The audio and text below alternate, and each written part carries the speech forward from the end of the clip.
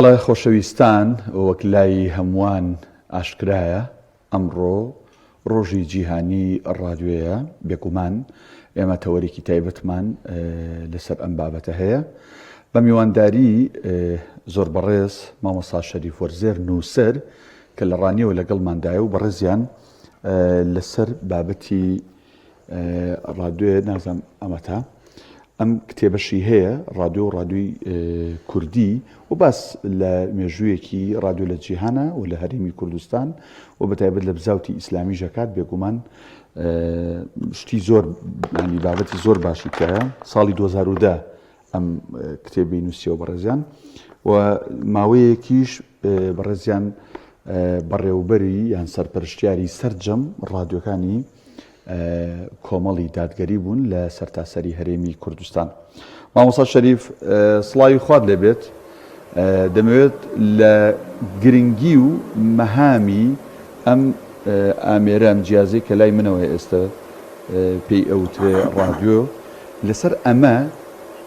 چییە لە ڕابردوو و ئێستا کە سۆشیال میدیا و تەلەڤیزیۆنیش دوای ئەو هاتە ئاراوە لە دوای ڕادیۆ چییە گرنگەکەی چی و ئایا توانیوێتی لە جیهان و لە هەرێمی کوردستان توانیوێتی کاریگەریەکانی خۆی بمێنێت یان نا؟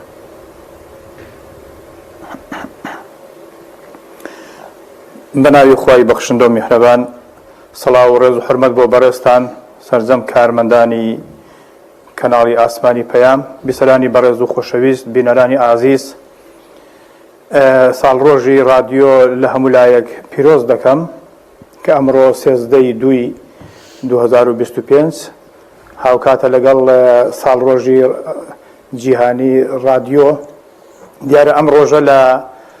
ساڵی 1946ەوە لەگەڵ دەستپێکردنی یەکەمین پەخشی ئێزگەی نەتەوە یەکگرتووەکاندا ئەم ڕۆژە بە ڕۆژی جیهانی ڕادیۆ ناونراوە. ساڵانە وەکو گرنگیدان بە ڕادیۆ بە ڕۆڵی ڕادیۆ یادی ئەم ڕۆژە دەکرێتەوە. بێگومان ڕادیۆ دەتوانین بڵێین یەکەمین ئامڕازی گەیاندنی دەنگ بووە لە ڕابردوودا بە شێوەیەکی زۆر فراوان. دەتوانین بڵێین تاقە سەرچاوەی هەواڵ و پێگەیاندنی زانیاریەکان بۆ بە بیسەران و بە خەڵک و جەماوەر. ڕۆڵی ئێزگار زۆری هەبووە و نەتەوەکان دەوڵەتان گرنگی ئێزگار زۆریان پێداوە لەسەر دانانی ئاستی دانانی ڕادیۆی نێودەوڵەتی کە لێەوە بە چەندان زمان پەیامەکانی خۆیان، سیاسەتی خۆیان، ڕوئیای خۆیان بە نەتەوەکانی کەن و وڵاتانی کە گەیاندووە. هەروەها بە دانانی ڕادیۆی مەرکەزی بۆ نمونە لە پایتەختی وڵاتەکەوە ڕادیۆیان داناوە. ئەم ڕادیۆیە سیاسەتی ئەم وڵاتەی گەیاندووە بە هاونیشتیمانیانی هەواڵ و زانیاری ڕۆژانان پێداون، بەرنامەی پەخش کردووە. هەروەها ڕادیۆی لۆکاڵی یان ناوچەیش بە هەمان شێوە وەکو تەواوکاری بەشێک لە ڕادیۆی مەرکەزی یاخود گرنگیدانی زیاتر بە بابەتەکانی سنوورە جوگرافیەکان لە وڵاتێکدا. لەم ڕێشەوە ڕادیۆ ڕۆڵی زۆر گرنگی بینیوە، کەواتە دەتوانین بڵێین بە شێوەیەکی گشتی ڕادیۆ ئاسمانی بەشەپۆلە تەنجیەکان تەنیوە لەسەر ئاستی ناوچەیی و ناوخۆیی وڵات و هەروەها ئاستی نێودەوڵەتیشدا. بۆیە دەبینین کە لەسەر ئاستی جیهانی زۆر دام و دەستگای عەلامی زەبەلاح و ڕادیۆی زۆر گەورە و زەبەلاح و بەناوبانگ دروست بوون و دامەزرێنراون. وەروەها لەسەر ئاستی دەوڵەتەکانیش بە هەمان شێوە. تەنانەت لەسەر ئاستی لایەنە شۆڕژێڕەکان ئەوانەی کە بوونە مەعارەزەی ڕژێمە دیکتاتۆریەکان، ئەوانیش تاقە شتێک وەکو سەرچاوەی هەواڵ و خێرای گەیاندنی زانیاریەکان بە خەڵک و بە بیسەران هاتووەن ڕادیۆیان دامەزراندووە. و ئێمەش ئەزمونێکی زۆرمان وەکو گەلی کورد لەو شێوە لەگەڵ ڕادیۆدا هەیە. بێگومان پرسیارەکەی بەڕێزت ئەوەشی ئاماژە تێدا بوو کە ئەم سەردەمی سۆشیال میدیا و ئەم هەموو دام و دەستگا زەبەلاح میدیایانەی کە هەن ئایا توانیوێتی لە ڕۆڵی ڕادیۆ کەم کاتەوە؟ بەڵێ من دەزانم ڕادیۆی لە ئاسی یەکەمدا نەهێشتووە، بەڵام هێشتا پێگەی ڕادیۆ لەق نەبووە و نەتوانراوە چۆن دەڵێ هیچ وڵاتێک و هیچ دەوڵەتێک دەستبەرداری ڕادیۆ بێت تەنانەت ئەم کەناڵە فەزایانەی کە زۆر بەناوبانجیشن لەسەر ئاستی لۆکاڵی و ناوخۆیی و نێودەوڵەتیش بە شێوازێک لە شێوازەکان هاتوونەوە خزمەت ڕادیۆیان بەکارهێناوە لەوەی کە پەخشی کەنە بەرنامەکانی خۆیانی پێ بکەن. ئەمە لە هەرێمی کوردستانی خۆشماندا دەبینین کە ئەم کەناڵە فەزایانەی کە هەن زۆربەی هەرە زۆریان کە نەڵێم هەمویان لە پاڵ پەخشی ڕاستەوخۆی خۆیاندا وەکو دەنگ و ڕەنگ بە هەمان شێوە لە ڕێی ڕادیۆشەوە پەخشی بەرنامەکانی خۆیان بە دەنجی کەناڵەکانیان دەگەێنن بە بیسەری خۆیان لەسەر ئەو ئاست و سنوورانەی کە پەخشەکانیان تێدا وەردەگیرێت. بۆیە ڕادیۆ ئەو پاڵەوانەیە ئەم کاراکتەرەیە کە مەیدانی چۆڵ نەکردووە و من باوەڕم وایە کە هیچ کەس ناتوانێت مەیدانی هیچ دام و دەستگایەکی عەلامی ناتوانێت مەیدانی پێچۆڵکە و ڕادیۆ ڕاستیەکەی بۆتە بەشێک لە زاکیرە و بۆتە بەشێک لە یادەوەری تاکتاکی خەڵک بە تایبەتی ئێمەش. ڕاستە من فترەیەک هەر لە ڕانیەش بەڕێوەبەری ڕادیۆ بووم لە 95 و 96 و ئەوانە دواتر لە ئاستی کۆمەڵیش وەکو بەرپرسی بەشی ڕادیۆکان لە خزمەتیاندا بووین. بۆیە ڕادیۆم خۆش دەوێ و هەموو ئەو خۆشەویستانەی کە لە ڕادیۆش ئیش دەکەن خۆشم دەوێن. زەواش وەڵزا شەریف ئەگەر باسێک لەو ئەزمونە بکەیت کە خۆتان لە بواری کاری میدیایی و بە تایبەتیش لە ڕادیۆدا هەتان بۆ پێی کە ئەو کاتەی بزافی ئیسلامی لە ڕادیۆ ئیتر لە میدیاوە دەرکەوت و گەشەی کرد بەرەبەرە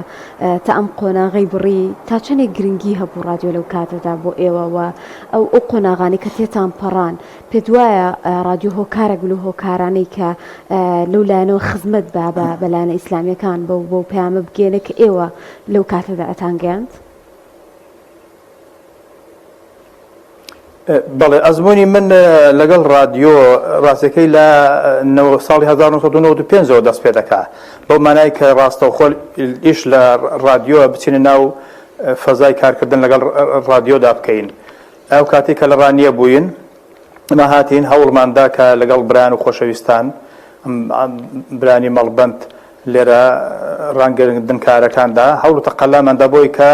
ڕادیۆ دابنین. ئەوە بوو کە دەستمان بە هەندێک پەخشی ئەزمموی کرد لە ڕێگەی چەند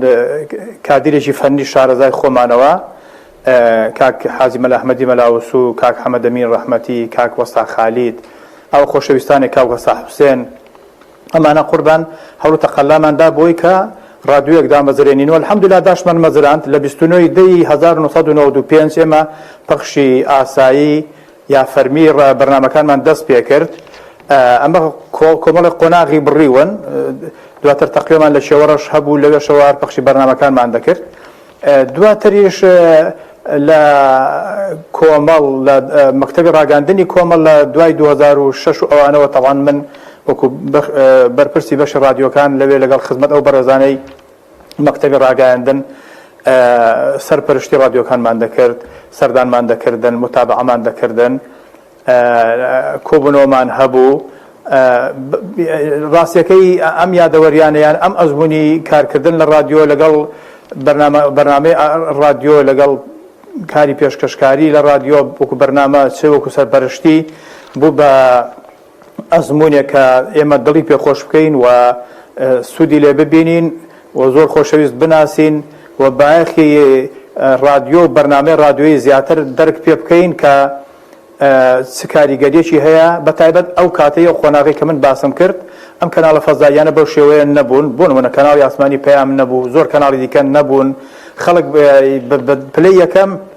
سەرچاوەی هەواڵ و وەرگرتنی زانیاری بریتی بوو لە ڕادیۆ. خەڵکێکی ێزگار زۆر بیسەری بوون بەرنامەیان بۆ دەنارد. ئەو کاتەم ئامێرانەی پەیوەندیکردنیش وەکو مۆبایل و ئینتەرنێت و ئەوانەش هەر زۆر دەگمەن بوون بۆی هەمووی بە نامەی دەستی بە قەڵەم و کاغەز بیسەران نامەیان بۆ دەناردین. زۆر تام و چێژێکی تایبەتی هەبوو. بۆیە بەڕاستی من دەتوانم بڵێم لێرە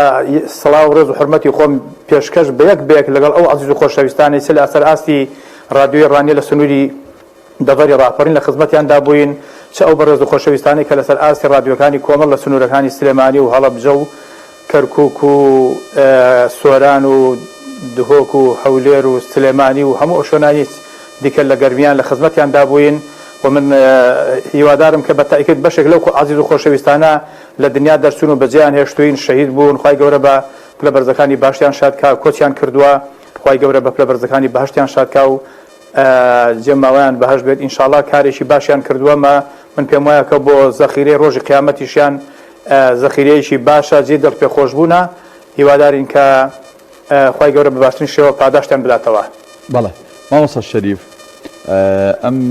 کتێبەی لەبەر دەستی منایە لە دووتێی 500 لاپەڕەدا بە ناوی ڕادیۆ و ڕادیۆی کوردی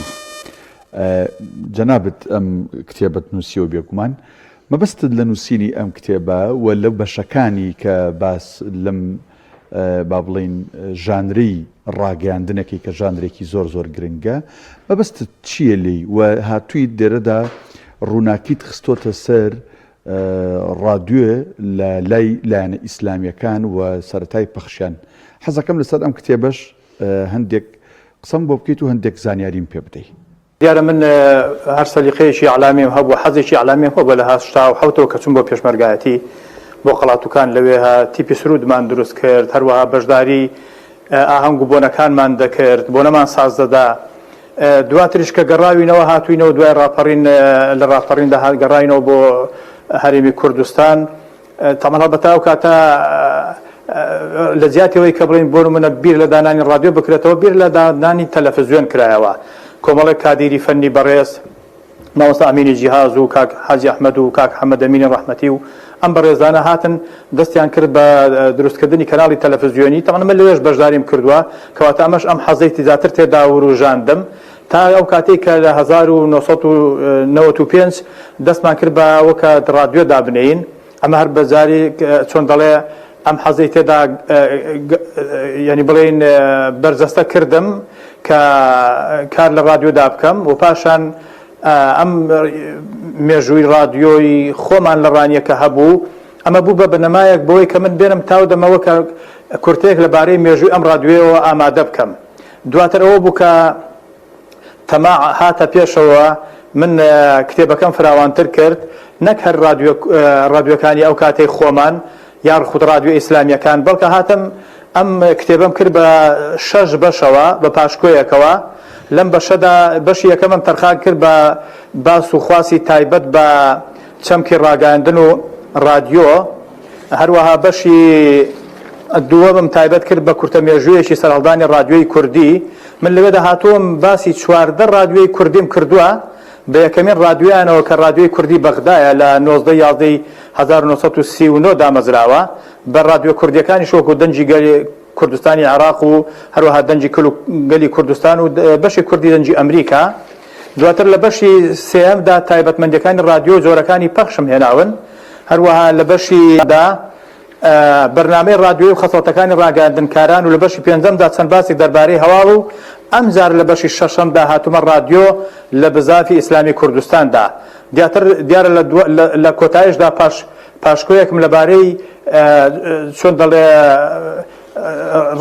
ڕادیۆکانەوە هێناوە ئەو ڕادیۆیانی کە لە هەرێمی کوردستاندا بوونیان هەبوو ئەو کاتە کەواتە من ویستمەم کتێبەت دەوڵەمەند کەم بە کۆمەڵێک باس و خواسی زۆر لەبارەی ڕادیۆ و ڕاگەیاندن و خەسڵەت و تایبەتمەندەکانی ئامادەکار و پێشکەشکاری بەرنامەکان و هەروەها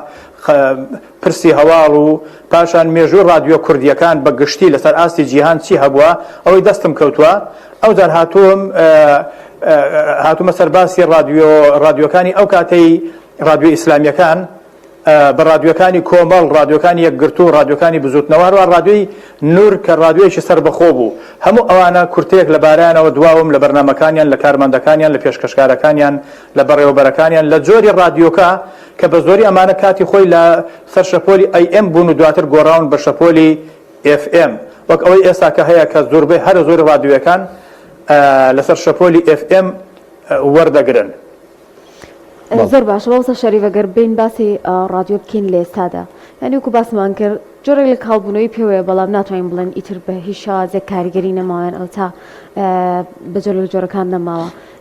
پێت وایە ئێستا ڕادیۆ دەتوانێت چۆن جێی خۆی بکاتەوە لە ناو خەڵکاوە ئەو بابەت و ئەو ناوەڕۆکانی کە پێویست لە ئێستادا لە ڕادیۆ پەخش بکرێت چی جیاوازیەکی هەیە لەو سەردەمانی پێشتردا بۆ پێی کە ڕاگەشتن بە زانیاریەکان قورستر بوو بەڵام ئێستا بینین زۆر ئاسانکاری هەیە تۆ لە هەر ئامێرێکەوەن لە زۆر شوێنەتوانی دەست بگا بەو شتانی بۆ سەرچاوانی کە ئەتەوێت.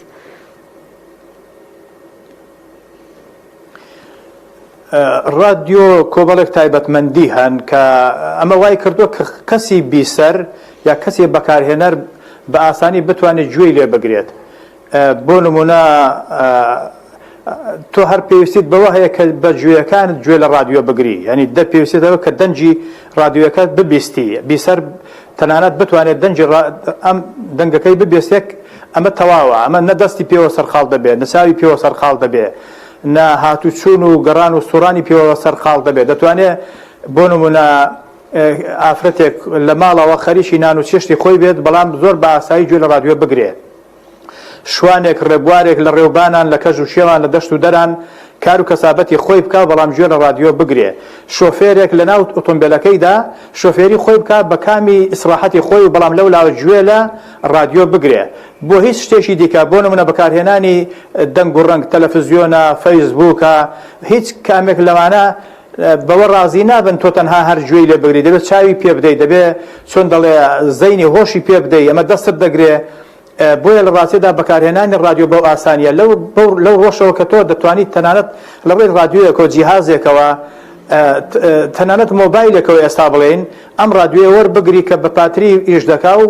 حوزێ بەو نیە تۆ بۆ نمونە بەردەوام لەسەر شاحن و یا لەسەر کارەبا بێت. ئەمە وای کردووە کە رادیۆ زۆر بە ئاسانی بتوانی بەکاری بێنی